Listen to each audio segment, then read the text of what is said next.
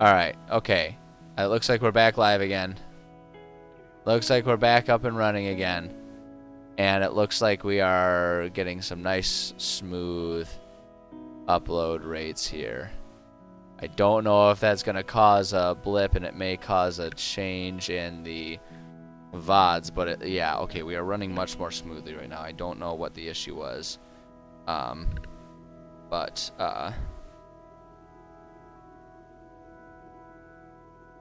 Let's see here. So, I think, all right, I think we're good to go. I think we're good to go. Okay. Okay. All right. So, I'm back. Stream is live. It looks like it's going nice and smoothly for a change, thank goodness. And yeah, all right, we're gonna keep pressing forward here. Okay, so we were working on here. Okay, and so we're working on changing up any lore if we need to, and that's great. Yes. Okay, so we left off. We've been talking about our city here, seeing if we need to make any changes there. I think we're good to go there. So now we're going to talk about leadership within the city. This is where we'll describe how the city is ruled and by whom. Not a place for detailed bios. Yeah, okay, I'm going to just get rid of that. That's just template stuff that I give myself to make sure I have everything clear there. So, let's see here. Leadership. So our leaders, we have Samuel Petrovich here.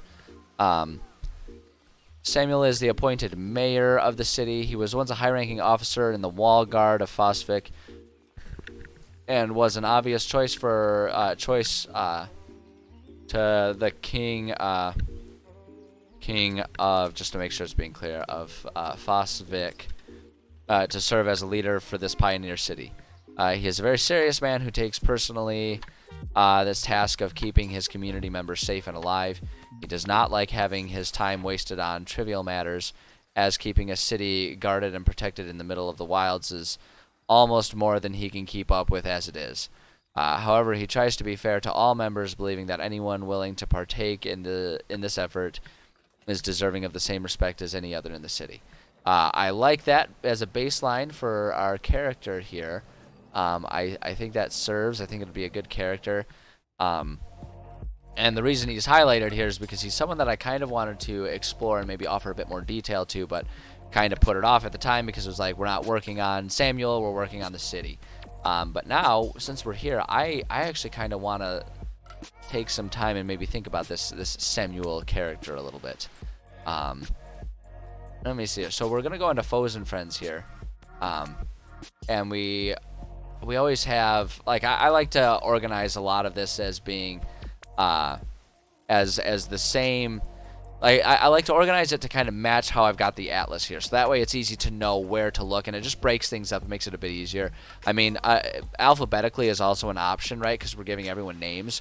Can always do it that way, but I find doing it this way is easier because then I know where people fit. So if I'm looking to find like, if I'm more so looking, like, if we're working in this section, right, like if I'm looking at it from this angle and I'm looking here in this section, right, and I'm thinking like, oh, the players are wanting to kind of expand over here, right, into this region, then over here in like this would be like, what, P5 or something like that, P5 or P6, P1, 2, 3, 4, 5, right? So if they're playing in Q5 over here, but then the campaign wants to expand over in here, as a way to smooth that transition over, right, I can always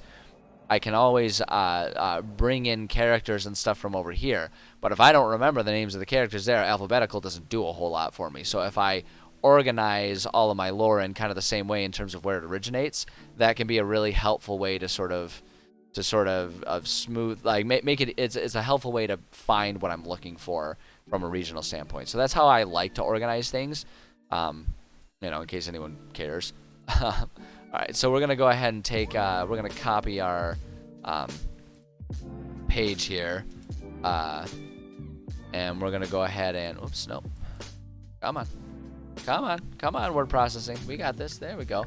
All right, so we're gonna name our guy, our Samuel, what was it, Petrovich is what we went with. That's like the least creative name I could come up with, isn't it? Oh, well, That works. All right. So Samuel Petrovich. What we can do here is we can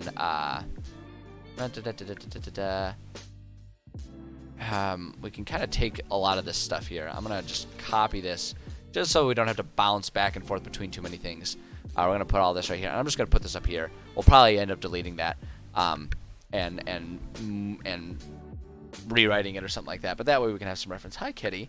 Oh, did you want to come snuggle? Aw, y'all are jealous. I got a cat coming to snuggle on my lap now. Hold on. Hold on. Say hi, little one. Aw, there she is. I have a, I know, literally every time she shows up, I think to myself, like, oh man, people are going to like her way more than me. Let's see. Oh, Nightbot got your caps. Sorry about that.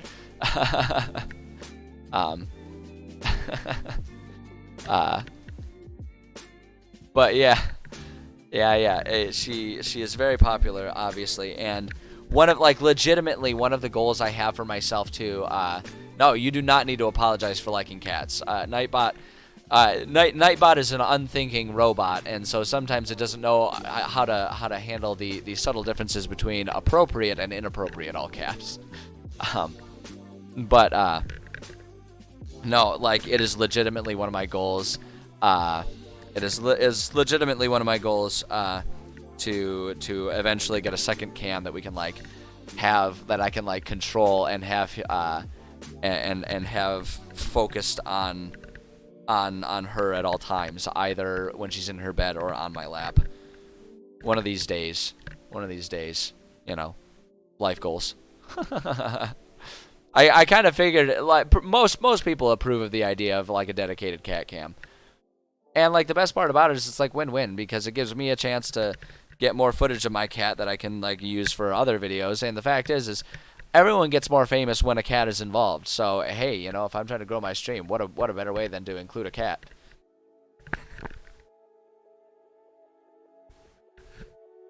Everyone knows cats are key.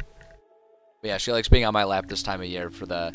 I have a heated blanket that I use because my apartment's a cold place, and she likes to share the blanket with me. Add a dog too. I don't know that a dog would fit within my cat within my apartment with me and my cat. I feel like there would be tension between all of us. Things are pretty amicable, just the two of us as it is. That said, as a general rule, dogs are equally effective at skyrocketing you to fame as cats are. So, all right. So let's see here.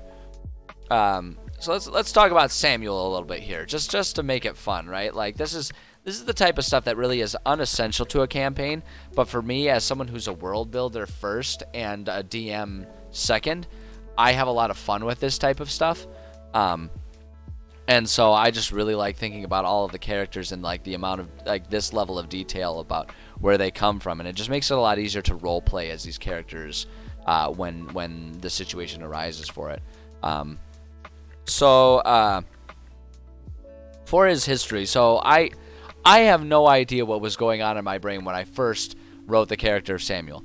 Based on this stuff right here, I imagine that my thought process went as far as, we need a mayor for the city. It would make sense for them to have been a former guard. Let's find a random name. Samuel. Great.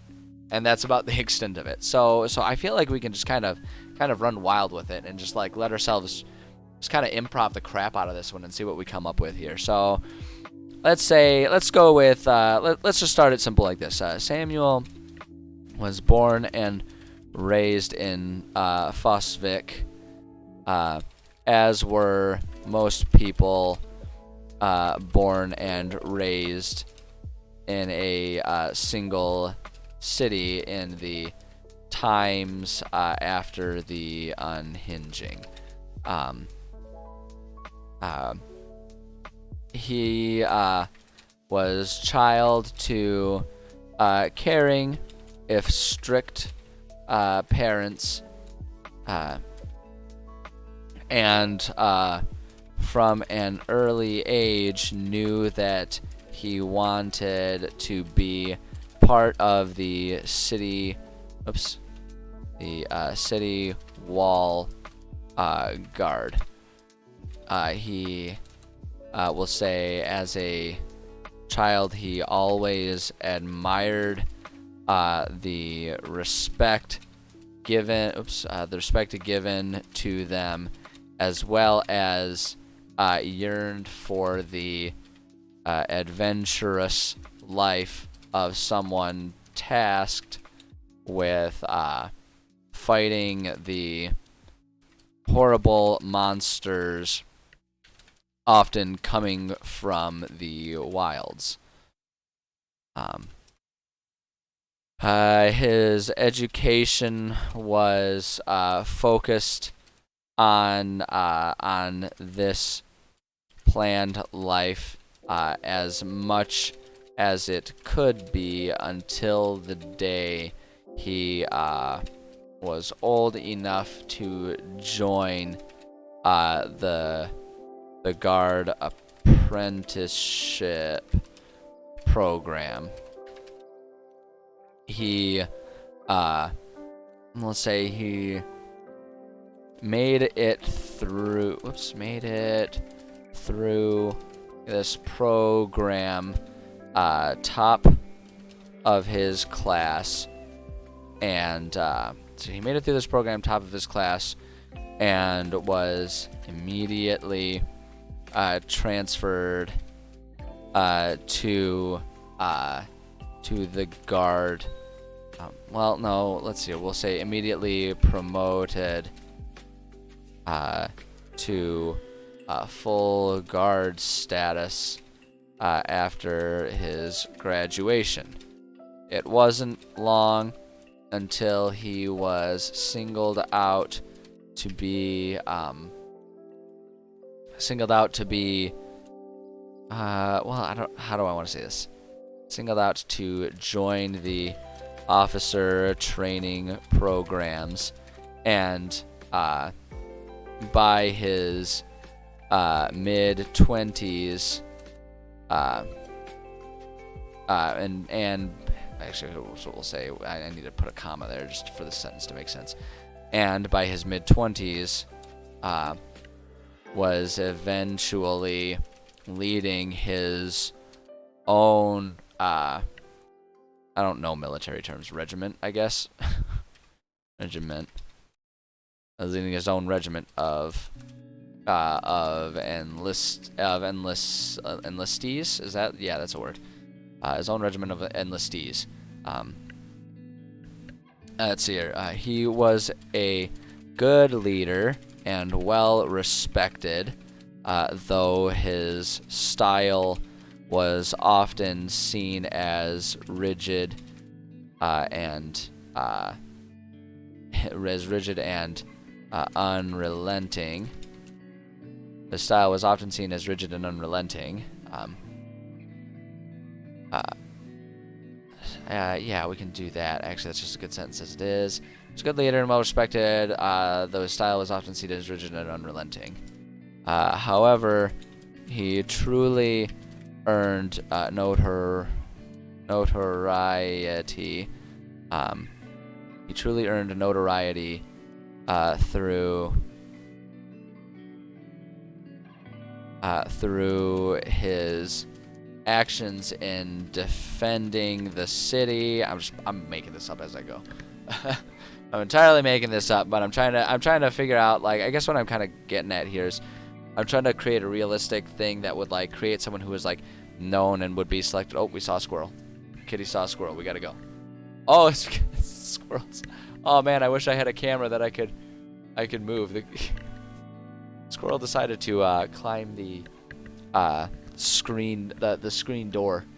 I have a bird feeder on my balcony, and the squirrels like to try to get to it by any means possible, including often trying to climb the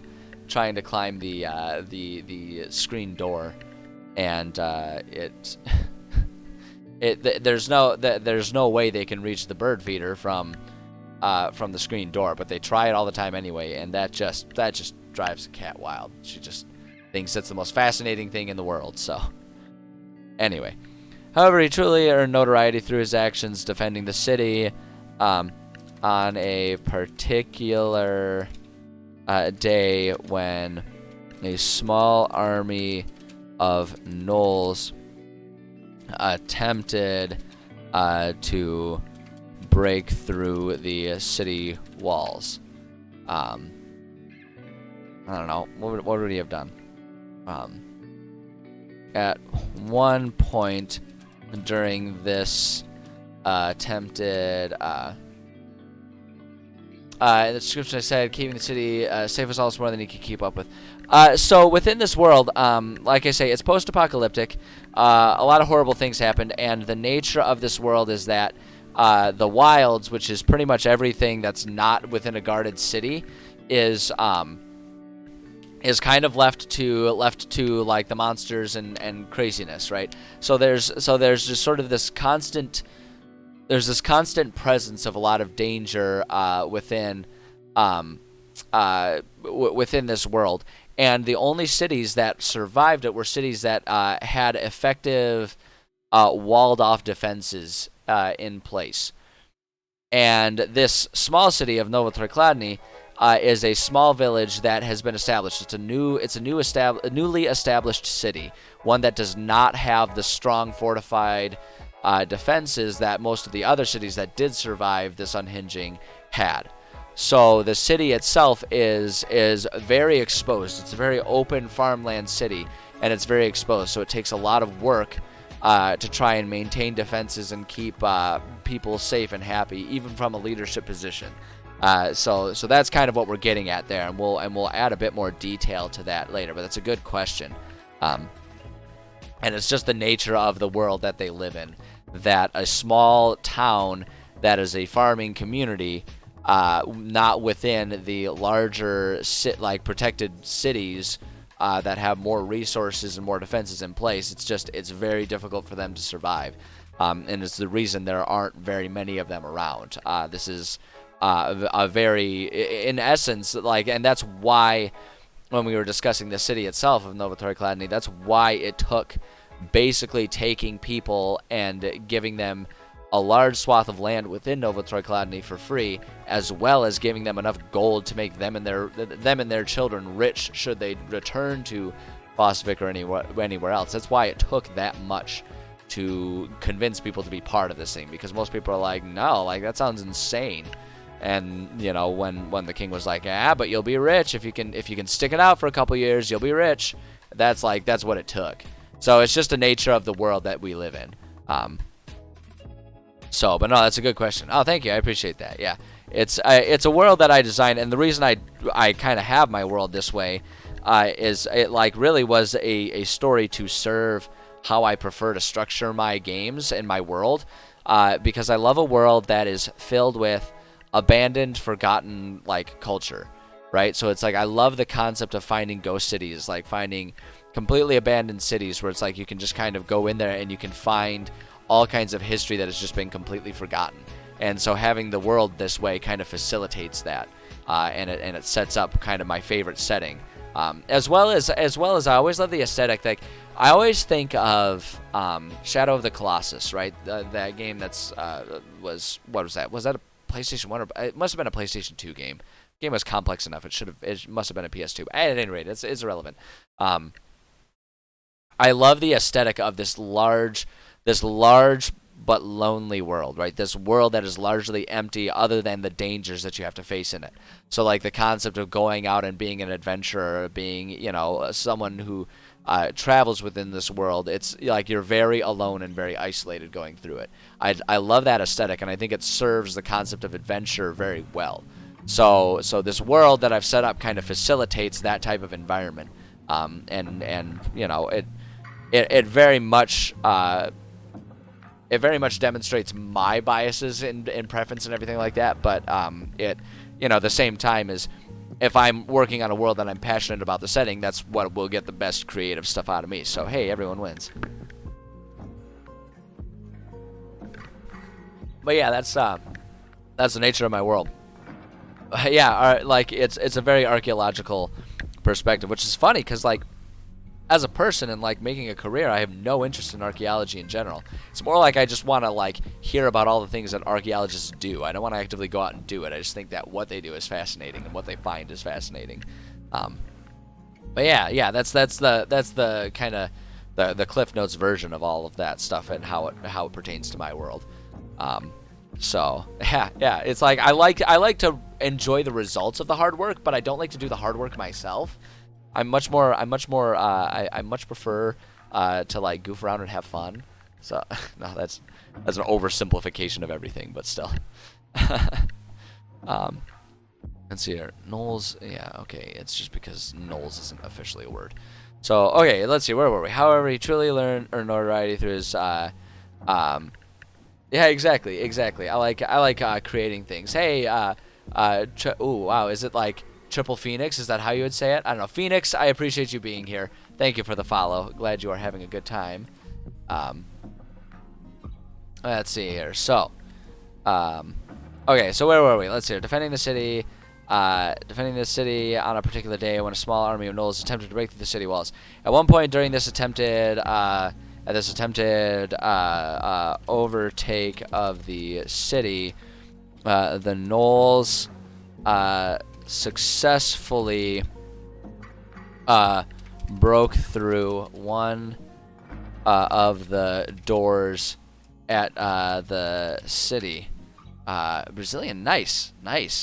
That's like one of my favorite things about streaming in general is the fact that like just the internet in general facilitates these conversations between people who would otherwise have no chance of ever interacting. Like it's such a cool thing. I don't know. Maybe I'm the only one who thinks about that, but I think that's such a neat thing. I think that's really, really cool. But welcome. Glad you're here. Let's see here. No successfully broke through one of the doors. To the city.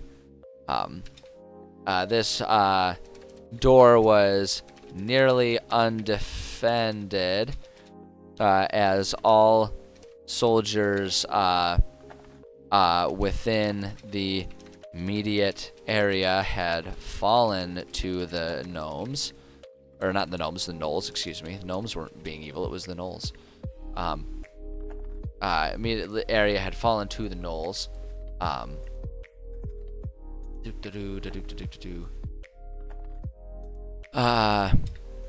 Hearing of let's see, we'll say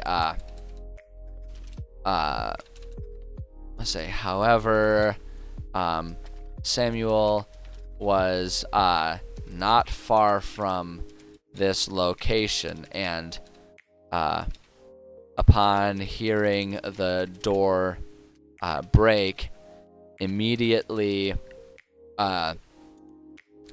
grabbed a small contingent of his soldiers and defended the area until help could arrive and drive back the gnolls. Samuel and his troops single-handedly fended off nearly 100 gnolls at this time. I don't know. I'm just like riffing and making crap up here. I don't know. But I'm nearly 100 gnolls at this time. The citizens watching from their homes in this part of the city saw Samuel fighting alongside his men while tactically guiding them and protecting all those who had only moments ago feared that they would die. There we go. Samuel and his troops were honored greatly for their deeds, and Samuel was given the rank of first lieutenant for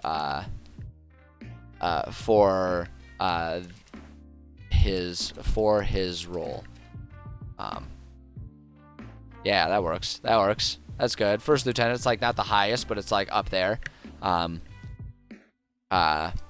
After that event, Samuel was brought. After that promotion,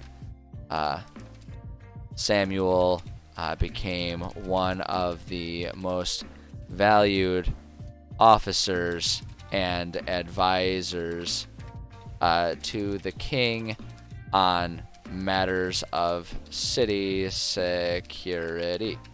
Boom, there we go. City security. It was this respect with the king that earned him the nod when the king needed to choose someone to lead the people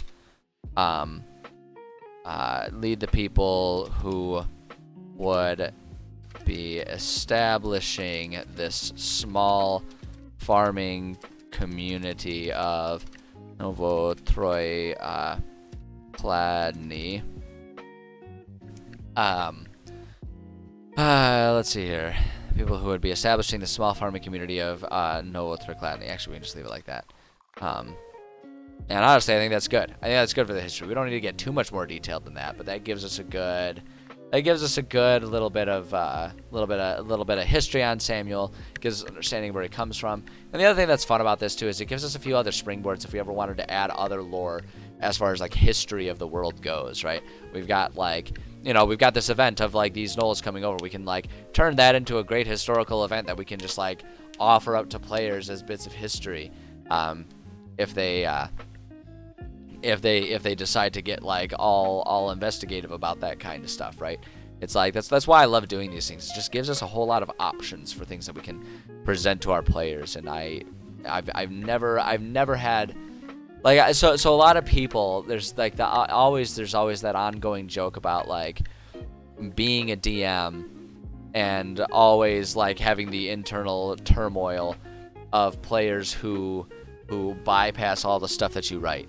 And while I certainly understand why a lot of people would be disappointed because it does take a lot of work, for me, as someone who just likes world building, just creating and imagining this stuff is reward in and of itself.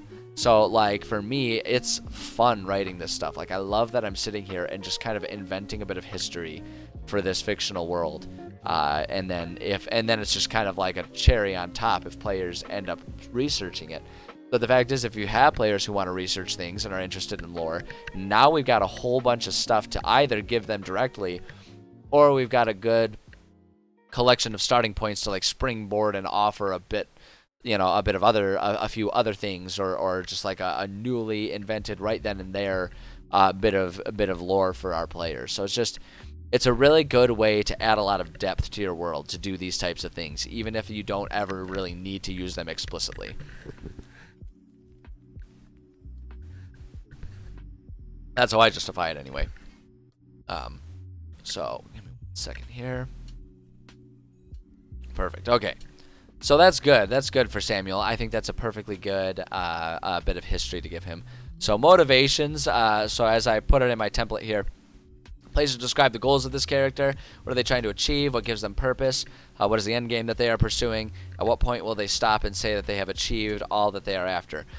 I find that it's really helpful when it comes to role-playing an NPC if I give them a purpose, right? A purpose beyond I need an NPC. Right, if you give them goals, it is so much easier to have them be a relevant part of what your players are doing. And so I am a big fan of giving them motivations, and as it's described there, kind of giving them a set of goals, and also kind of inventing an end game, right? Like something that they can do that will then have them eventually that will have them like say, okay, I've achieved what I wanted to achieve, even if it's never something that we would actually do, right? Like you can give them a goal that it's like, yeah, their goal is to have to work for 20 years, have a pension, and retire, right? It's like obviously we're not going to sit here and 20 years later have like this random NPC do that.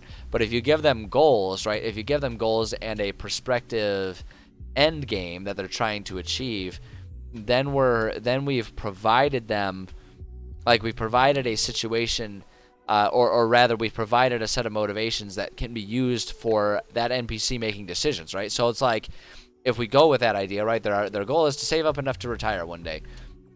Sure, we're never going to actually see them like retire, but at the same time, if that's what their goal is, then that's going to be a character who's not prone to partaking in anything particularly dangerous, right? Because getting killed early would go against achieving that goal, right? So it's like that's a character that will probably not join players in battle or something like that, right? So that's why I find a lot of battle for that, or a lot of benefit of that in general. So that's where this thing comes from, and it can be a lot more important like when we're doing a villain or something like that, right? Because like for a villain, usually their motivations are things that like are really actively being acted upon. That's what the villain does. But even for NPCs like this, it's an important thing. Yeah, exactly. To have, characters, make, at the very least, to have them make believable choices. You kind of have to understand what their end game is, right? What they're trying to achieve with that choice. It's a really important component of it all. So this is something that's easy to overlook, but I think can be one of the most enriching parts of making a character. So for Samuel, his motivations are Samuel is truly driven by the need to protect the people of the city. He's a harsh man who nobody would describe as sentimental, but deep down he wants the people that he protects to be able to live safely within the confines. Actually, I'm going to rephrase that. Live safely and live safe and enriched lives despite the dangers that exist in this world. Let's see. But deep down, he wants the people that he protects to be able to live safe and enrich lives despite the dangers that exist in the world. We'll say his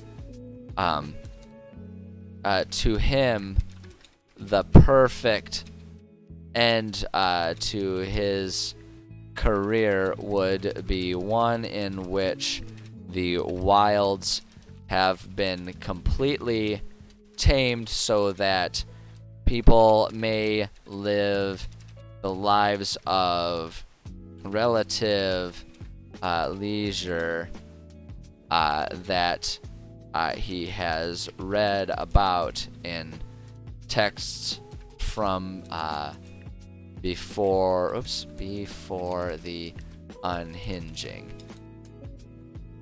But knowing that that is an unlikely event to occur in his life, he will settle with knowing that he has established good defenses within his city,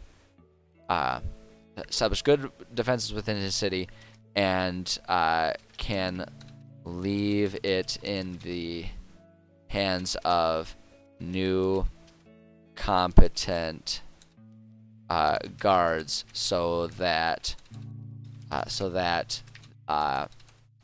his work of defending the people will go on. So like his real goal is like to just establish whatever foundational things are necessary for keeping the city safe, right? That's like ultimately what his goal would be. So anything that kind of helps him get closer to that is great.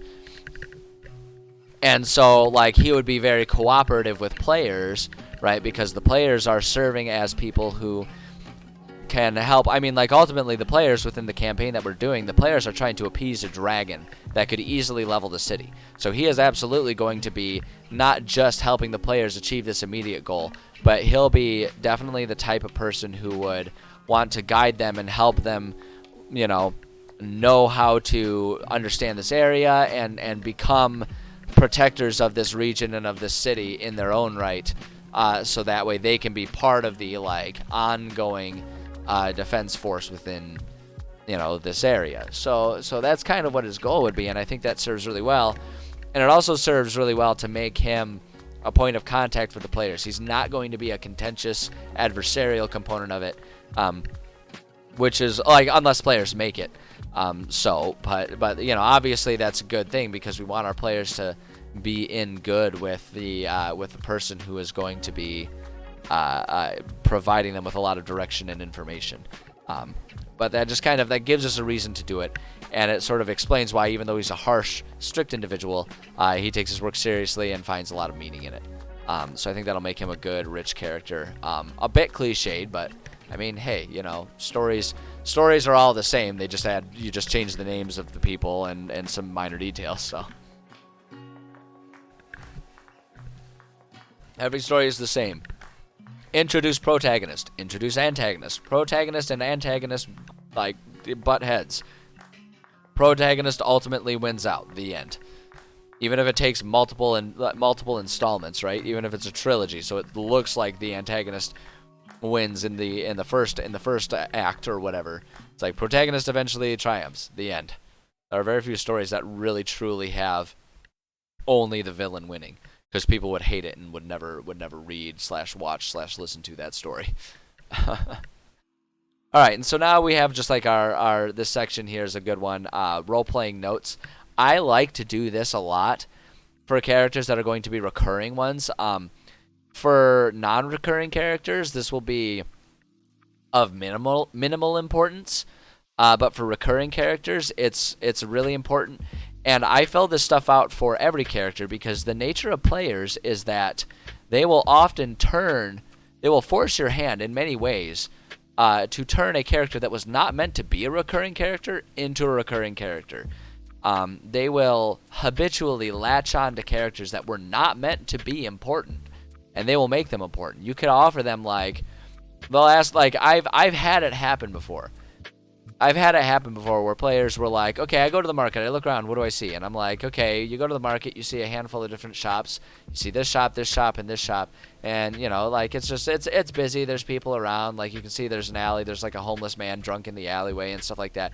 And they immediately latched on to this drunk guy sitting in the alleyway. And they immediately went over and they were like, oh, wow, we gotta investigate this guy. We gotta ask questions of this guy. And I'm like, what? He was a set piece. He was never meant to be anyone you would talk to. I hadn't even written him in there. I was just trying to paint a picture for you.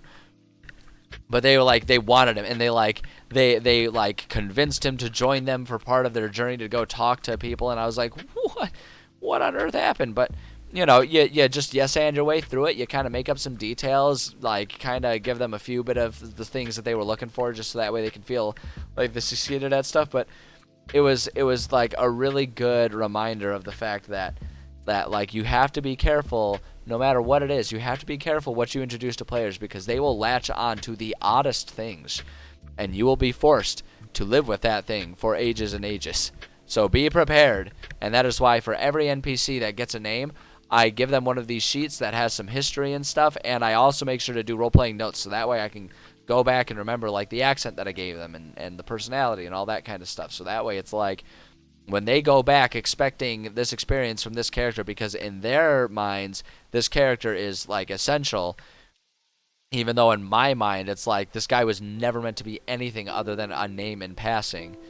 You've got the details, and you can keep that consistency and keep providing that experience for players, because it happens all the time. It happens all the time. I'm telling you. So anyway, As a basic list of what a DM should keep in mind for consistent roleplay. This can be added to or edited during campaigns to allow for natural development of a character so things feel more dynamic. Note, this should still be done even for mindless creatures. It's boring if all monsters are the same unthinking things. Every living creature has motivations, and in a world of magic, it's always possible that those motivations, it's always possible for those motivations to be gleaned if the effort is put forth. Just kind of like I was saying, like it can happen anywhere. So we can just kind of delete this. That's just all notes or something that we need to fill in there. Instead, we can do this. Accent should be primarily based off the nationality inspirations of each region of the map. Would be a good idea to reference character from TV, movies, etc. So I always do this, and what I'm getting at here is doing accents and being consistent with them is really hard to do with training. If you're just some dude trying to offer up an accent for the sake of giving characters a more giving players a more dynamic experience, it is going to be hard to just sort of come up with accents from scratch and just like kind of do them off of your own knowledge. Like some people are naturally okay at accents and stuff like that, but it's going to be hard. So one of the easiest ways to make it a bit easier is to try and envision them as an existing character that like you know well enough to mimic their voice and imagine what they look like based on how they appear in a movie or in a TV show, right? Like if you can establish that sort of mental image, that reference to a character in that way, it becomes much easier to keep things consistent, right? Because if I were to say like this guy he has like if we were to say for this guy has a British accent, right? As an American, I'm going to be butchering that British accent every single time I try to do it, and I will probably be butchering it in a different way every single time I try to do it, because getting that consistency is going to be really, really difficult. But if I were to then instead say like talks and looks kind of like John Oliver, then suddenly it's like, okay, I have a reference point, so even though I will be doing a horrible imitation of him, at least it will be consistently horrible, and players will learn to recognize that character based on how I'm playing them, and it'll make it much easier to just like provide that repeated experience that they're looking for. So that's kind of what I'm getting at when I say that. And so for this guy, most of the natives of Fosvik was inspired to be sort of like of a Russian aesthetic, and so his accent will be kind of like something Russian. So we'll say Russian accent of some kind, not some king, some kind. Trying to think about a good Russian individual, right? Or like a Russian a Russian fictional character. And the one that I'm immediately thinking of, this is hyper specific and probably only meaningful to me. He's not actually like Russian the way the character is written, but I'm thinking of the one friend. It was only in a single episode. It was only in a single episode of Community, but they had one friend who was like Russian. For Troy and Abed had a friend that was Russian, and that's immediately what I'm thinking of, the way he sounds. What was his name? I don't remember his name, so I'm just going to say that one Russian friend that Troy and Abed had in that one episode of Community.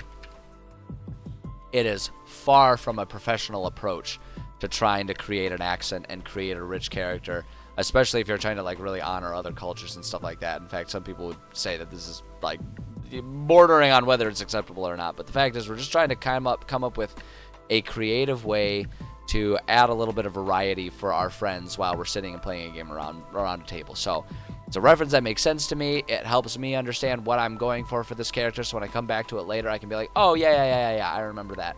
And then you just go with it and call it good. So we're going to do that. That's great. Alignment, we're going to say for this guy, it's definitely lawful good. So we'll say lawful good. He is certainly severe and, quote, good isn't necessarily the same as nice in this context, but he genuinely wants the people of his city to be safe, and he does so by establishing and following laws and protocols. There it is. He's just a very strict, severe, but good person. And I think that's perfect. All right. So his nature, a little less clear-cut than the others, but still important. This is where notes about how they react to their environment go. Are they impulsive? Are they shy? Do they like helping others? Do they accept help from others? Things of that nature to give some indication about how players may diplomatically approach. So this is like, so the alignment is kind of like more about like, okay, when they have to make a decision, what will that decision be? And for this one, for nature, it's more like when faced with a situation, how do they react to it, right? Those are subtle but different things. So for this guy, his nature is very direct in nature, does very little to guard the feelings of others, not out of malice, but out of a need to do what's best for the city. If you are doing a poor job of protecting while on patrol, he will say so, and he will say so without trying to make you feel without trying to we'll say to guard your feelings. He has a city to protect, and he needs you at the top of your game. Like, so just offering an example for it. So like he's just very, very direct in personality. The other thing that I'm going to say though is, however, he makes a point of also pointing out when someone produces good work. If you are doing an excellent job, he will make he will make sure you know, and will reward you in kind. So there we go. That's good. That's good right there. So just like just to kind of clarify, he's not mean. It's just he's very direct about both good and bad things. Because as we say, he's got a city to protect. He's got a city to protect, and he can't goof around with someone who can't get their job done. Like, he needs you to do your job, or he needs you out the way. You know, and it's not about trying to hurt you or make you sad or anything like that. It's just a matter of like, hey man, we got stuff to do. We got stuff to do, and we got to stay focused on that. Okay, so stat blocks and character sheets. This one I'm not going to do for him, because I don't intend for him to be a combatant. And if he ever does become a combatant in any situation, the stats that we use are very much going to depend on what the situation is, right? Like, is he supposed to be, is he going to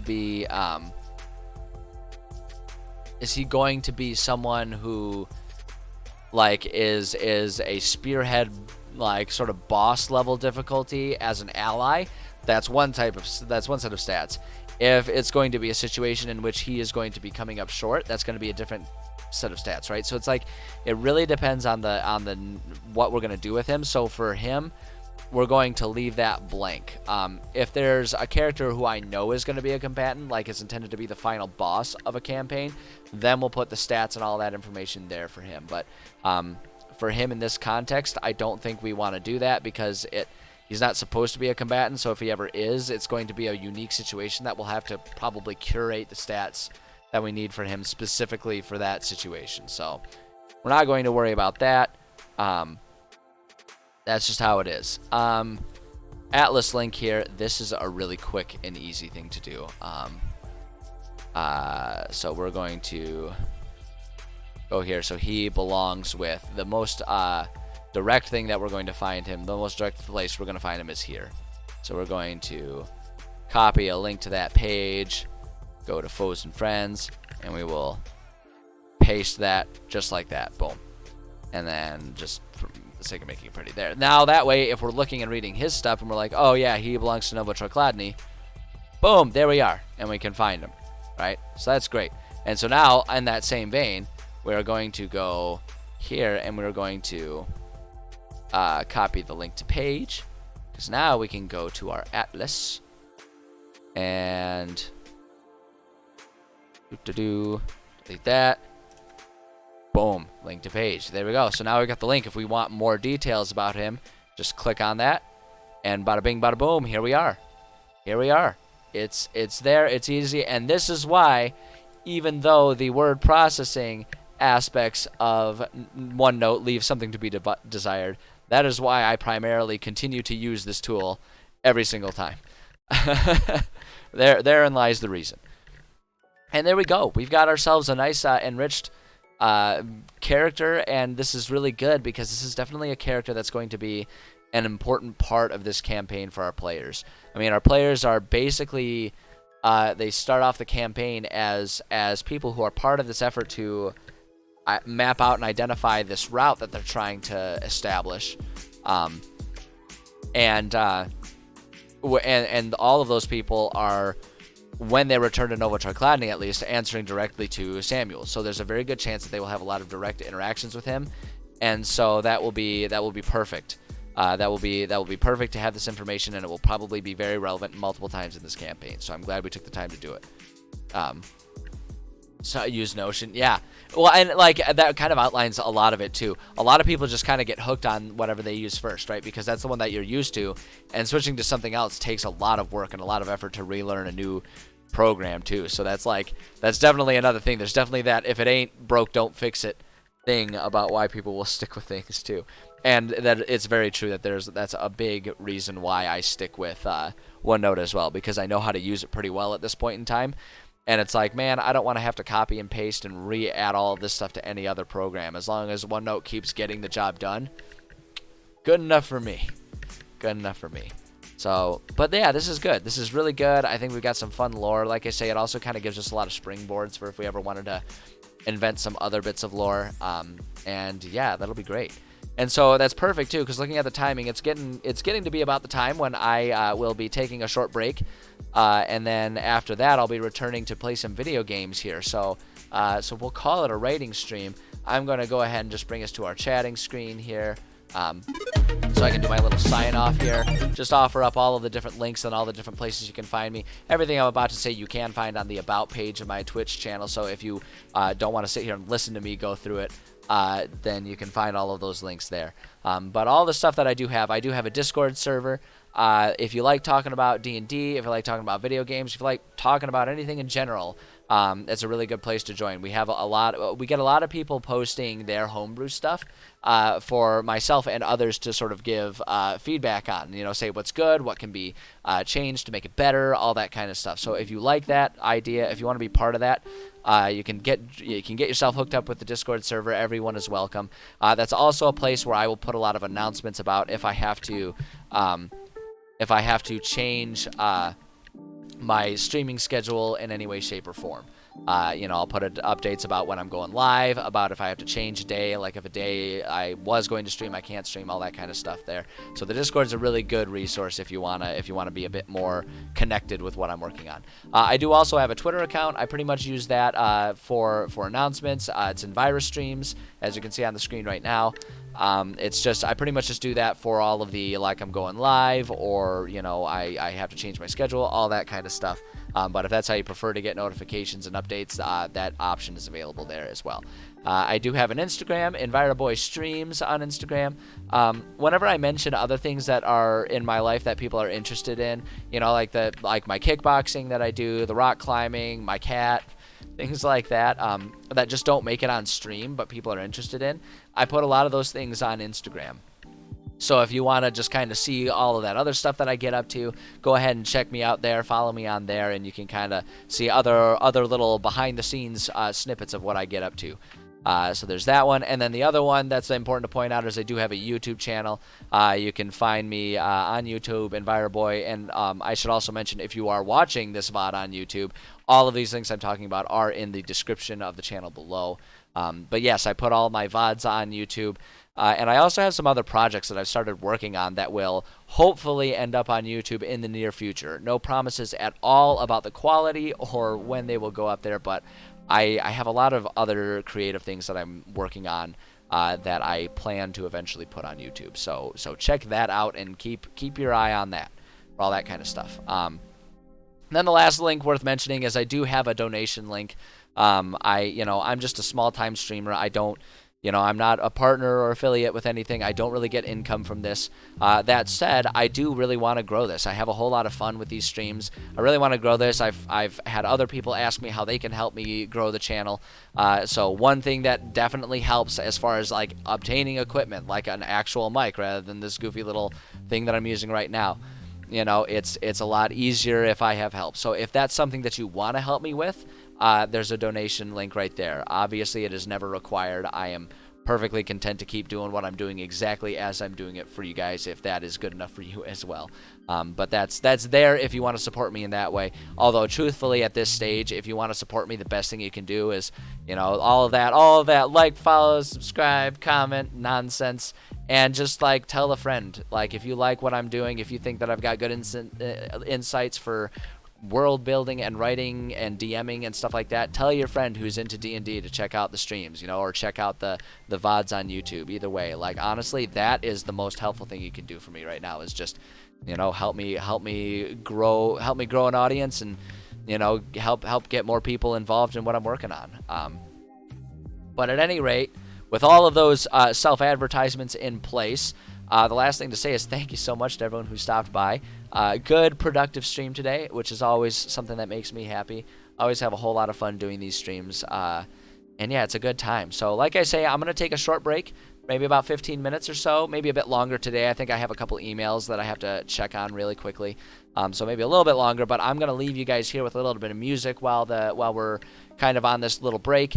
There'll be another break in the stream. I'm not going away, but it'll reset as I set up for video gaming. And today we are going to continue our extended run through of all of the Halo games by playing some more Halo 2. So if you want to see me goof around and be really bad at video games, you can stick around and find me there. If not, I totally understand. Everyone's got different stuff they like to watch. That is totally cool. If that's the case, I will look forward to seeing you the next time I do my writing stream, which reminds me, I should also mention my schedule the rest of this week. Tomorrow is Wednesday. I do not stream on Wednesdays. My day job requires a lot of attention on Wednesdays. So Wednesdays, there's no streaming, but as of right now, I should be back Thursday and Friday. 11:30 a.m. Eastern Time Zone is when writing starts, and then 1:30 p.m. is when I switch over to video gaming. So hopefully, if I don't see you in like 15-20 minutes, I will see you on Thursday for some more writing when we go ahead and start talking about some of the different homebrew rules and systems that I use and working on those types of things. So yeah, either way, you guys are awesome. I appreciate you being here. It means a whole lot to me. I appreciate that you show interest in the stuff that I'm working on. And yeah, I am, like I say, I'll leave you with some music here, and I will be back. In a short little bit. So sit tight, and I will see you soon.